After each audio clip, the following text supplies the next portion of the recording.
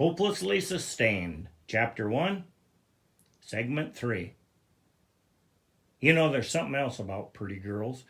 They make you want to do anything to sit and eat lunch with them and look into their eyes and enjoy that feeling in your throat. Anything. Like I think I'd even get an F in English and show it to my mom if that'd give me a chance to sit and eat lunch with Markel. But you know another thing I'd tell them? I'd tell them they have something so special that it will last them a lifetime. And with their beauty, they can accomplish much. But don't go jumping in the sack with the boss to get it. No, I would tell them with their beauty, they can accomplish anything they desire. Get any job they want to have. See, because this is the way us guys are. We like to look at pretty girls, and not all of us are just dirty. See, my dad's a psychiatrist. And he doesn't name any names, but he's a child psychiatrist, and I hear him talking to my mom when he doesn't think anyone can hear. But he's telling about this young girl who's sad and troubled and all depressed. And he says how she has low self-esteem and she even thought of killing herself. Can you believe that? But one time he mentioned a girl's name, and he didn't do it mean or nothing. He just told my mom so my mom would know. So she could help the girl if she sees her on the street sometimes, because she just lives 2 blocks over. So he says this girl's name, and it's Jody Street. You don't know, but I'm going to tell you, Jody is just about as beautiful as Markel. She really is, and her eyes are something from a painting. If Van Gogh could paint Jody's eyes, he'd have a masterpiece everyone would pay money to see.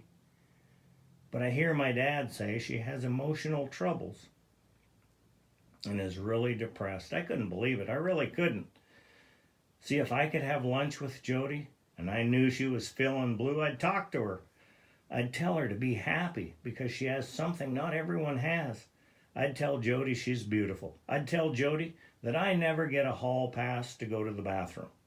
I don't know, I guess I just have a strong bladder. But I'd tell Jody I don't ever get a hall pass to go to the bathroom except if she's the hall monitor. I'd tell her I really don't even have to go to the bathroom. I just wanted to see her, sitting in that chair with her legs crossed and reading her book and just look at her. I'd tell her that I'm just happy when I look at her. She is so beautiful that sometimes when I get a hall pass and after I saw her as I was going towards the bathroom and after I saw her when I returned, I'd tell her sometimes I can't even remember what class I'm supposed to go back to. I'd tell her after I see her sitting there reading her book that I can't remember if I need to go to Mr. Collins' class or Mr. Johnson's class. I really would. And I'm not sure, but I'm pretty sure that'd cheer her up a little. And if you could see her brown eyes, you'd be happy to cheer her up, because when she laughs, those eyes just sparkle and I could watch them all day.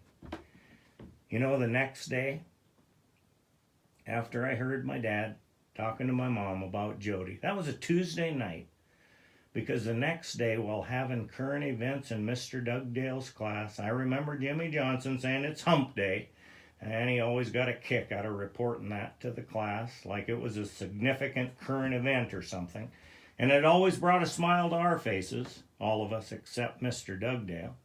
I think he got tired of it after the 13th time Jimmy brought it to our attention. So anyway, it was a Wednesday, and I was in Mr. Dugdale's class, and I was thinking about Jody and remembering what my dad said about her being depressed and all. I was wondering if I could help some way.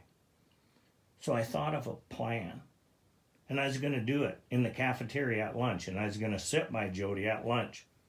I knew she'd be with Sally Craig because Sally's her best friend.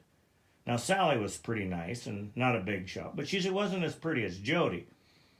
So my plan was that I concocted. Oh, that's why I hate Mr. Johnson. He made me learn concocted. So my plan that I thought up in Mr. Dugdale's class was to sit with Jody and Sally at lunch. I was going to be casual like Robbie and just sit down and start talking. It's really neat about a plan when you're thinking it out in your head. It really makes you happy. And it isn't as good as doing the plan, but almost, because it makes you feel happy and excited. So I had my plan thought up, and I was going to do it at lunch.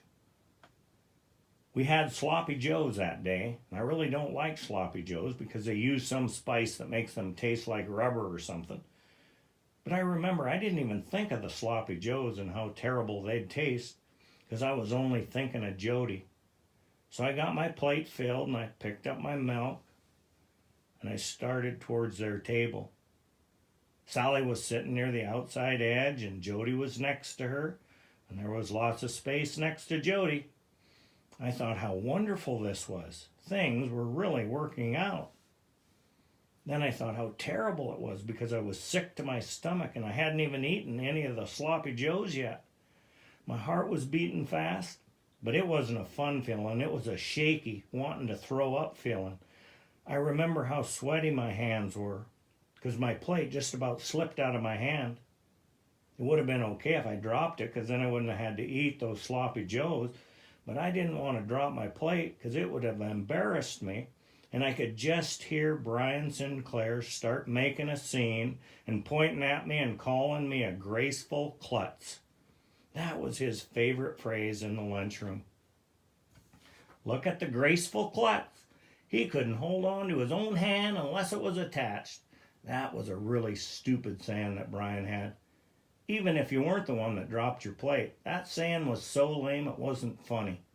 But he got a big kick out of it, though, because I heard him say it at least once a week every week when someone dropped something in the cafeteria.